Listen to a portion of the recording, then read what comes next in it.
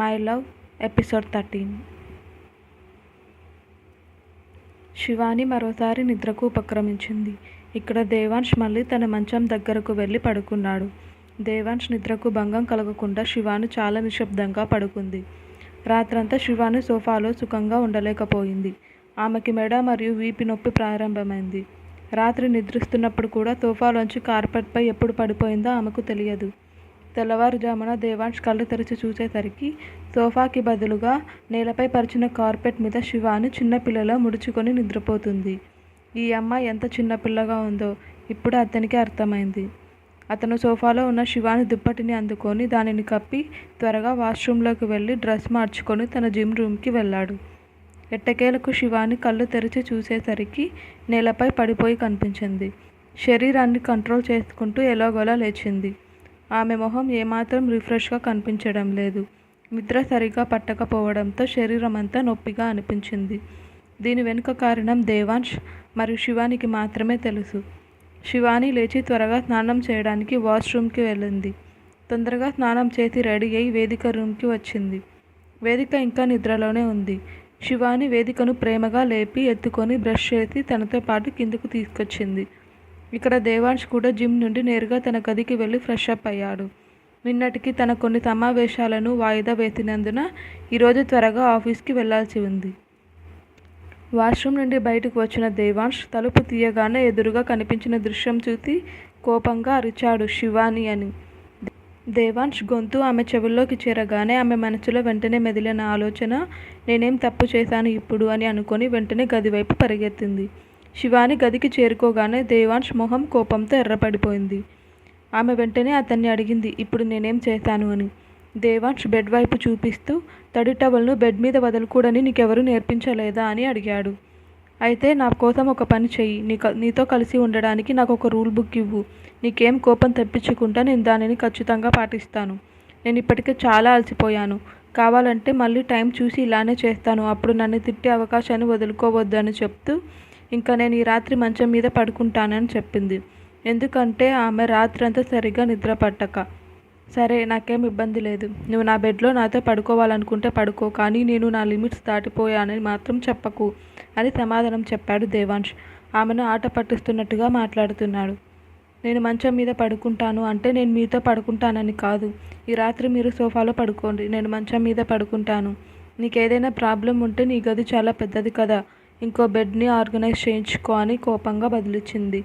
తను చెప్పాలనుకున్నది చెప్పి శివాని వెళ్ళడానికి వెనక్కి తిరిగింది. దేవాన్ష్ ఆమె చేతిని వెనుక నుండి పట్టుకున్నాడు. శివాని ఆశ్చర్యపోయి అక్కడే ఆగిపోయింది.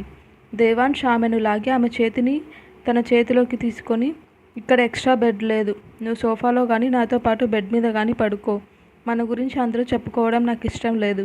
మనం ఒకే చోట ఉండకపోతే అందరికీ లేనిపోని అనుమానాలు వస్తాయి. అయినా మనం కలిసి లేకపోతే ఈ పెళ్ళికి అర్థం ఉండదు. అందుకే నువ్వు నా గదిలో ఉండు అని చెప్పాడు. శివాని దేవాన్ష్ కళ్ళలోకి చూస్తుంది. అందులో ఆమెకు కోపం కనిపించింది. శివాని అతని చేతి నుండి తన చేతిని దూరం చేసింది. నన్ను ముట్టుకోకుండా కూడా మాట్లాడలేవా? నన్ను బాధ పెట్టడం నీకు అంత ఇష్టమా? జిమ్ చేసి నీ చేతులు చాలా గట్టిగా తయారయ్యాయని ఎవరు చెప్పలేదా? నువ్వు జస్ట్ నార్మల్గా పట్టుకున్న ఆ పట్టు ఎంత బాధ పెడుతుందో తెలుసా అని అరిచి శివాని కోపంతో అక్కడి నుండి వెళ్ళిపోయింది. దేవాన్ష్ తన ముఖం మీద చేతులు వేసి రుద్దుకున్నాడు. నా చేతులు నిజంగా హార్డ్గా ఉన్నాయా అని అనుకుంటూ శివాని మాటలను దూరం చేసి బట్టలు తీయడానికి అల్మారా దగ్గరికి వెళ్ళాడు. అల్మారా తెరవగానే మరోసారి మతిపోయింది. అతని కంపార్ట్మెంట్లో బట్టలన్నీ శివాని బట్టలతో కలిసిపోయాయి. అతనికి చాలా కోపం వచ్చింది. ఈ విషయాన్ని శివానికి చెప్పాలని అనుకున్నాడు, కానీ అతను దానిని వదిలేశాడు. ఎందుకంటే అతనికి ఈరోజు ఇంపార్టెంట్ మీటింగ్స్ ఉన్నాయి. కోపాన్ని మింగేసుకొని బట్టలు తీసుకోవడం స్టార్ట్ చేశాడు, కానీ అతని చేతులు శివాని బట్టల వైపు కదిలాయి. ఆమె బట్టల నుండి వచ్చే సువాసన అతని చేతులను ఆ వైపుకు లాగింది. దేవాన్ శివాని టాప్ ఒకటి తీసుకొని తన ముక్కు దగ్గరికి తీసుకొచ్చి దాని పరిమళాన్ని శ్వాసించాడు. ఆ సువాసన చాలా ప్రత్యేకంగా మత్తుగా ఉంది. ఆపై దేవాన్ష్ ఆ టాప్ని విసిరి తన బట్టలు తీసుకొని స్నానం చేయడానికి వాష్రూమ్కి వెళ్ళి షవర్ ఆన్ చేశాడు. పెళ్ళయ్యాక ఈరోజు శివాని మొదటి రోజు కాబట్టి ఆమె ఏదో స్వీట్ని తయారు చేసింది. వేదికకి తన చేతులతో చేసిన పాయసంని తినిపించింది. వేదిక కూడా బాగా ఎంజాయ్ చేస్తుంది. వేదిక బ్రేక్ఫాస్ట్లో పాయసంతో పాటు హల్వా కూడా తినేసింది. దేవాన్ష్ రెడీ అయి కిందికి వచ్చేసరికి డైనింగ్ టేబుల్ దగ్గర వేదిక శివాని బ్రేక్ఫాస్ట్ చేస్తుండటం చూశాడు. ఈరోజు కూడా బ్రేక్ఫాస్ట్ చేసి బయలుదేరాలని నిర్ణయించుకొని డైనింగ్ టేబుల్ దగ్గరకు వచ్చి కూర్చున్నాడు. అతని కళ్ళు శివాని వైపు చూశాయి. ఆమె ముఖంలో కోపం అలాగే ఉంది. కానీ దేవాన్ష్ అదంతా పట్టించుకోకుండా ఆమెను ఆట పట్టించడానికి, నిన్న రాత్రి నీకు సరిగ్గా నిద్రపోలేదనుకుంటా, నీ అలసట నీ ముఖంలో స్పష్టంగా కనిపిస్తుంది అని అన్నాడు. శివాని చెవుల్లో ఎవరో వేడి నూనె పోసినట్లయింది. ఏంటి ఇతను మా మధ్య అంతా బాగా జరిగింది, దానివల్లే నాకు నిద్ర లేక అలసిపోయాను అని ఇండైరెక్ట్గా చెప్తున్నాడా అని అనుకుంటూ వెంటనే, లేదు, నేను నా గదిలో పడుకోవాలనుకున్నాను. కనీసం అక్కడైనా నిద్రపోవడానికి బెడ్ దొరికేది. కానీ ఇప్పుడు నాకు పెళ్ళి అయ్యాక నాకు సోఫానే గది అయ్యింది. ఇక ముందు ముందు నేను ఇవన్నీ అలవాటు చేసుకోవాలి అని అంది. ఇక్కడ సునీత వాళ్ళు చిలిపి గొడవలు విని నవ్వు ఆపుకోలేకపోయారు. అయితే ఈ మాటలు కేవలం అక్కడున్న వారికి మాత్రమే పరిమితం కాలేదు. సమీపంలోని ఆ ఇంటిలో పనిచేస్తున్న వ్యక్తి కూడా ఈ విషయాలు విన్నాడు. ఆ వ్యక్తి వెంటనే మేఘనకి, మేడం, దేవాన్ష్ సార్ అతని భార్య ఇద్దరు విడివిడిగా నిద్రపోతున్నారని మెసేజ్ సెండ్ చేశాడు ఆ వ్యక్తి. అటు నుండి మేఘన వెంటనే సమాధానం ఇచ్చింది. గుడ్, నాకు వాటి గురించి ప్రూఫ్స్ కావాలి, ఇవి నాకు చాలా ఉపయోగపడతాయి అని. ఓకే మేడం అని అన్నాడు ఆ వ్యక్తి. ఆమె అలా చెప్పగానే దేవాన్ష్ చిరుకోపంగా ఆమె వైపు చూశాడు. శివాని కూడా దేవాన్ష్కి కోపంగా బదిలిచ్చింది. ఇలా నువ్వు నన్ను చూస్తే భయపడిపోను నేను. ఇప్పుడు నువ్వు నన్ను జీవితాంతం భరించాలి అని చెప్పింది. ల్యాప్టాప్ బ్యాగ్ తీసుకొని ఆఫీస్కి బయలుదేరాడు దేవాన్ష్. ఇందాక మేఘనతో చాట్ చేసిన హౌస్ హెల్పర్ పేరు విమల. ఆమె ఇద్దరి ప్రూఫ్స్ ఎలా సేకరించాలా అని ఆలోచించడం మొదలుపెట్టింది. శివాని కూడా బ్రేక్ఫాస్ట్ చేసి వేదికను గార్డెన్లో వాకింగ్కి తీసుకెళ్ళింది. ఇక్కడ దేవాన్ష్ చాలా కోపంగా ఉన్నాడు. దేవాన్ష్ ఆఫీస్కి చేరుకొని అనూజ్కి ఫోన్ చేశాడు. దేవాన్ష్ ముఖం చూడగానే బాస్ మూడ్ బాగోలేదని, ఇప్పుడు అతని కోపం అంతా తనపైనే పడబోతుందని అనూజ్కి అర్థమైంది. ఎస్ బాస్ అని రిప్లై ఇచ్చాడు. నా మీటింగ్ ఎన్ని గంటలకు స్టార్ట్ అవుతుంది అని అడిగాడు. బాస్ 1 గంటలో స్టార్ట్ అవుతుంది అని చెప్పాడు. అలాగే అని అన్నాడు దేవాన్ష్. అనూజ్, అమ్మ, ఈరోజు నేను బలైపోతాననుకున్నానని అతను ఇంకా అక్కడ నిలబడి ఆలోచిస్తున్నాడు. నువ్వు ఇక్కడ నిలబడి ఉన్నావేంటి, వెళ్ళి నీ పని నువ్వు చూసుకో. దేవాన్ష్ గొంతు విన్న వెంటనే అనూజ్ అక్కడి నుండి పరుగు తీశాడు. ఇక్కడ దేవాన్ష్తో మీటింగ్కి రావాల్సిన వ్యక్తి అంకిత. ఆమె దేవాన్ష్ని ఒక బిజినెస్ పార్టీలో చూసి అతన్ని చాలా ఇష్టపడింది. దేవాన్ష్ సింగిల్గా ఉన్నాడని తెలిసి వారి మధ్య కాస్త క్లోజ్నెస్ ఉండేలా అతనితో కలిసి కొన్ని ప్రాజెక్టులు చేయాలనుకుంది. అంకిత ఫ్రాన్స్ నుండి నేరుగా మీటింగ్కి వస్తుంది కాబట్టి ఆమెకు ఇండియాలో దేవాన్ష్ పెళ్లి వార్త గురించి తెలియదు. ఆమె దృష్టిలో దేవాన్ష్ ఇంకా సింగిల్గానే ఉన్నాడు. రిసెప్షనిస్ట్ దేవాన్ష్కి ఫోన్ చేసి మిస్ అంకిత వచ్చిందని తెలియజేయగానే దేవాన్ష్ తన క్యాబిన్లో కూర్చొని తన ఫైల్స్ చదువుతున్నవాడు ఆ ఫోన్ కాల్కి ఆమెని కాన్ఫరెన్స్ రూమ్లో కూర్చోబెట్టండి, నేను వెంటనే వస్తాను అని చెప్పి ఫోన్ కట్ చేసి అనూజ్కి కాల్ చేశాడు. అనూజ్ తన క్యాబిన్కి రాగానే తన ఫైల్స్ అతనికి అందజేసి కాన్ఫరెన్స్ రూమ్ వైపు వెళ్ళాడు. దేవాన్ష్ కాన్ఫరెన్స్ గదికి చేరుకోగానే అనూజ్ అతనికి తలుపు తెరిచాడు. లోపల తన అసోసియేట్తో కలిసి కూర్చుంది అంకిత. దేవాన్ష్ లోపలికి రాగానే అంకిత కళ్ళు తల నుండి పాదాల వరకు అతని వైపు చూశాయి. ఆమె ఇంతకుముందు ఒక్కసారి మాత్రమే అఫీషియల్ బిజినెస్ పార్టీలో దేవాన్ష్ను చూసింది.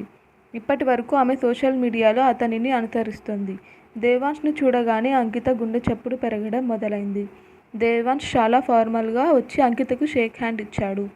హాయ్ మిస్టర్ దేవాన్ష్, నేను మీ గురించి చాలా విన్నాను అని దేవాన్ష్కి షేక్ హ్యాండ్ ఇస్తూ చెప్పింది Ankita. What do you mean? చెయ్యి వదులుతూ అడిగాడు దేవాన్ష్.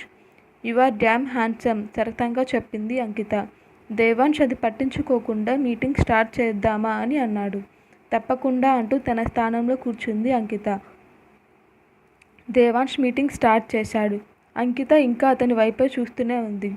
అక్కడే నిలబడిన అనూజ్ ఇదంతా చూసి నవ్వుకున్నాడు.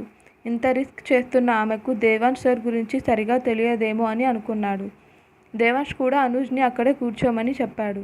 ఆ మీటింగ్లో అనూజ్ కూడా చేరాడు. దాదాపు 1 గంటకి ఆ మీటింగ్ ముగిసింది. డీల్ ఓకే అయ్యాక అంకిత దేవాన్ష్తో, మనం మన కొలాబరేషన్ సెలబ్రేట్ చేసుకోవాలి మిస్టర్ దేవాన్ష్, మీరేమంటారు అని అడిగింది. అనూజ్, ఈరోజు నాకు ఫ్రీ టైం ఉందా అని అడిగాడు. వద్దు అని చెప్పాలని అర్థం చేసుకున్న అనూజ్, లేదు బాస్, మనకు టైం లేదు, మీకు దీని తర్వాత ఇంకో మీటింగ్ ఉంది అని దేవాన్ష్తో అన్నాడు. చూడండి మిస్ అంకిత, నేను ఈరోజు చాలా బిజీగా ఉన్నాను, వేరే రోజు ఎప్పుడైనా జరుపుకుందాం అన్నాడు దేవాన్ష్. తర్వాత అతను అక్కడి నుంచి లేచి అంకితతో కరచాలనం చేసి బయటకు వచ్చాడు. ఇందుకే అతను ఇప్పటి వరకు సింగిల్గా ఉన్నాడు. అతన్ని పొందడం కష్టమే కానీ అసాధ్యం కాదు అని అంకిత మనసు ఆలోచిస్తుంది. అంకిత తన అసోసియేట్ని తీసుకొని అక్కడి నుంచి హోటల్కి వెళ్ళింది. ఇక్కడ దేవాంష్ను అనుసరించి అనూజ్ కూడా అతని క్యాబిన్కి వచ్చాడు. అనూజ్ దేవాంష్ని, సార్ మీకు మిస్ అంకితతో వెళ్ళడం ఇష్టం లేదు కదా, అందుకే నన్ను ఆ ప్రశ్న అడిగారు కదా అని అన్నాడు. నీ మెదడును ఎక్కువగా ఉపయోగించకుండా వెళ్ళి నా నెక్స్ట్ మీటింగ్కి ఏర్పాటు చెయ్యి అని దేవాంష్ మాటలు వినగానే అనూజ్ అక్కడి నుంచి పారిపోయాడు. ఇక్కడ శివాని బాగా అలసిపోయింది. వేదికను నిద్రపుచ్చుతుంటే ఆమె కళ్ళు కూడా మూసుకుపోతున్నాయి. వేదిక కంటే ముందే ఆమె నిద్రపోయింది. వేదిక నిద్రపోతున్న శివానీని చూడగానే తను నిద్రపోయినప్పుడు శివాని ఎలా లాలించేదో అదేవిధంగా ఆమె తలను లాలించడం ప్రారంభించింది. వేదిక తన తలని శివానికి హత్తుకొని నిద్రలోకి జారుకుంది. శివాని దేవాంష్ గురించి కలలు కంటోంది. ఆమె కలలో దేవాంష్ గది తలుపు తెరిచినట్లు కలలో చూసింది. లోపల పూర్తిగా చీకటిగా ఉంది. ఆమెకు గది మొత్తం పొగమంచుతో నిండిపోయి కనిపించింది. ఆమె లోపలికి వెళ్ళి చూడగా ఆమె ఒక విలాసవంతమైన సౌకర్యవంతమైన మంచం చూసి వెళ్ళి దాని మీద చేతులు చాచి పడుకుంది. ఆ బెడ్ మీద పడుకుంటే ఎంత రిలాక్స్గా ఉంది. కానీ దేవాంష్ వచ్చి ఆమెపై వాలాడు. కొద్దిసేపటికే ప్రశాంతంగా ఉన్న ఆమె ముఖంలో శాంతి మాయమైంది. శివాని వేదికతో కలిసి బెడ్పై పడుకున్నప్పటికీ తన చేతులు ఎవరో పట్టుకున్నట్లు అనిపించి నిద్రలోనే నన్ను వదిలేయ్ వదిలేయ్ అంటూ అరుస్తుంది. కళ్ళు తెరిచి చూసేసరికి దేవాంష్ చేతులు పట్టుకొని ఉన్నాడు. వేదిక అక్కడ లేదు. ఇక్కడ దేవాంష్ ఆమె చేతులను తన చేతులతో పట్టుకొని పైకి లేపడానికి ప్రయత్నిస్తున్నాడు. టైం రాత్రి 8 గంటలైంది. ఆమె కలలు కంటూ ఉండడం గమనించి శివానిని పట్టుకున్నాడు. శివాని కళ్ళు తెరిచి చూసేసరికి తన చేతులు పట్టుకున్న దేవాంష్ చేతుల వైపు చూసింది. శివాని ఇంకా వేదిక గదిలోనే ఉంది. ఆమె దేవాంష్తో నేను కలలు కనడం లేదా, నువ్వు నిజంగా నాపై బలవంతం చేస్తున్నావా అని అడిగింది. నీకేమైనా మతి భ్రమించిందా? నేను ఎలాంటి వాడినని అనుకుంటున్నావా? నిన్ను లేపడానికి వచ్చాను, కానీ నువ్వు పడుకోవడం చూసి నిన్ను లేపాలని చూస్తున్నాను శివానికి వివరిస్తూ చెప్పాడు దేవాంష్. అయితే దానికోసమైతే నా చేతులు ఎందుకు పట్టుకున్నావు? కోపంగా అడిగింది శివాని. ఎందుకంటే నేను చాలా సేపటి నుండి నిన్ను నిద్రలేపడానికి చాలా ప్రయత్నించాను. వెయిట్ ఒక్క నిమిషం ఉండు. నీ కలలో నేనేం చేస్తున్నానని నువ్వు చెప్పావు? కనుబొమ్మల పైకెత్తి శివానీని అడిగాడు దేవాంష్. శివాని మంచం మీద అతన్ని పక్కకు నెట్టి లేచి అక్కడి నుండి బయటకు వెళ్ళడానికి చూసింది. గది నుండి బయటకు వెళ్ళకముందే దేవాంష్ పరిగెత్తుకుంటూ వచ్చి ఆమెను పట్టుకున్నాడు. శివానికి దేవాంష్పై కోపం వచ్చి అతనితో నన్ను వదులు అని అంది. నిన్ను వదిలేస్తాను, కానీ ముందు నా ప్రశ్నకు సమాధానం చెప్పు. నీ మీద బలవంతం చేస్తున్నానని నువ్వు చెప్పిన కలలో నీకేం కనిపించింది అని మరోసారి అడిగాడు. తనని పట్టుకున్న దేవాంష్ చేతిని శివాని గట్టిగా కొరికింది. శివాని కొరకడం వల్ల దేవాంష్ ఒక కుదుపుతో ఆమెను విడిచిపెట్టాడు. దేవాంష్కి చాలా కోపం వచ్చింది ఆమె మీద. నువ్వు రూమ్కి రావాలి, అప్పుడు చెప్తాను నీ పని అని వెళుతున్న శివానిని చూసి మనసులో అనుకున్నాడు దేవాంష్. శివాని పరుగున వచ్చింది. కింద డైనింగ్ టేబుల్ దగ్గర కూర్చున్న వేదికను సునీతను చూడగానే ఊపిరి పీల్చుకుంది. ఆమె చాలా దూరం నుండి పరిగెత్తినట్లుగా ఊపిరి పీల్చుకుంటుంది.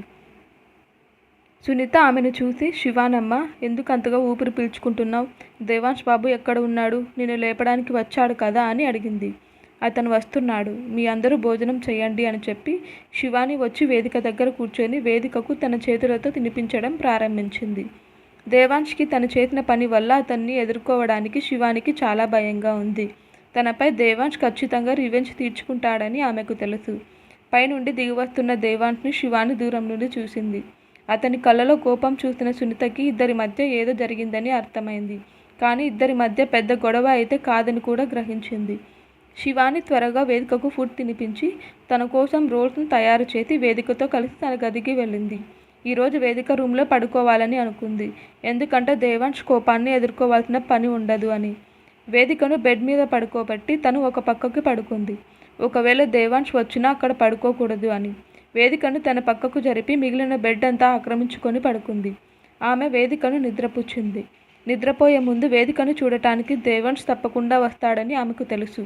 తలుపు తెరుచుకున్న సౌండ్ వినగానే శివాని భయంతో కళ్ళు మూసుకుంది. దేవాంష్ ప్రశ్నలకు ఆమె కోపానికి తావు రాకూడదని శివాని కావాలని ఇదంతా చేస్తుందని దేవాంష్కి అర్థమైంది. కానీ దేవాంష్ కూడా అంత తేలిగ్గా వదిలేవాడు కాదు. దేవాంష్ వేదికను తన ఛాతీ మీద పడుకోబెట్టుకొని బెడ్ మీద పడుకున్నాడు. దేవాంష్ శివానితో నువ్వు నిద్రపోవడం లేదని నాకు తెలుసు అని అన్నాడు. శివాని ఇంకా నాటకాలు వేయడం మానలేదు. దేవాంష్ వేదిక తల నిమురుతూ శివానితో నువ్వు నా గదిలో పడుకోవాలని చెప్పాను, ఇక్కడ కాదు, నిన్ను బలవంతంగా తీసుకెళ్తాను అని అన్నాడు. ఇప్పుడు నేను మీ గదిలో పడుకోవడం ఇష్టం లేదని చెప్తే ఏం చేస్తావు అని అడిగింది శివాని. నాకు నీ గదిలో పడుకోవడం ఇష్టం లేదని చెప్తే ఏం చేస్తావు అని మరోసారి అడిగింది శివాని. నీకు వేరే ఆప్షన్ లేదు. మేఘన తన కేస్ బలపడటానికి ఇదంతా వాడుకోవడం నాకు ఇష్టం లేదు. నువ్వు ఈరోజు బెడ్ మీద పడుకో, నేను సోఫాలో పడుకుంటాను అని చెప్పాడు. సాయంత్రం నిద్రపోతున్నప్పుడు చూసిన అదే కళ శివాని మనసులో తిరుగుతోంది. దేవాన్ శివానితో, సరే నేను నీకు తీసుకెళ్లడం కావాలంటే నేనే తీసుకెళ్తాను అని చెప్పి దేవాన్ శ్వేదికను చాలా ఫ్రీగా బెడ్ మీద పడుకోబెట్టి వంగి ఆమె నుదుటిపై ముద్దు పెట్టి దుప్పటి కప్పాడు. దేవాన్ శివాని వైపు చూస్తుండగానే శివాని వెంటనే అక్కడి నుండి లేచి స్పీడ్గా నడుచుకుంటూ దేవాన్స్ గదికి చేరుకుంది. ఇంకా ఉంది. ప్లీజ్ సబ్స్క్రైబ్ చేసుకోండి.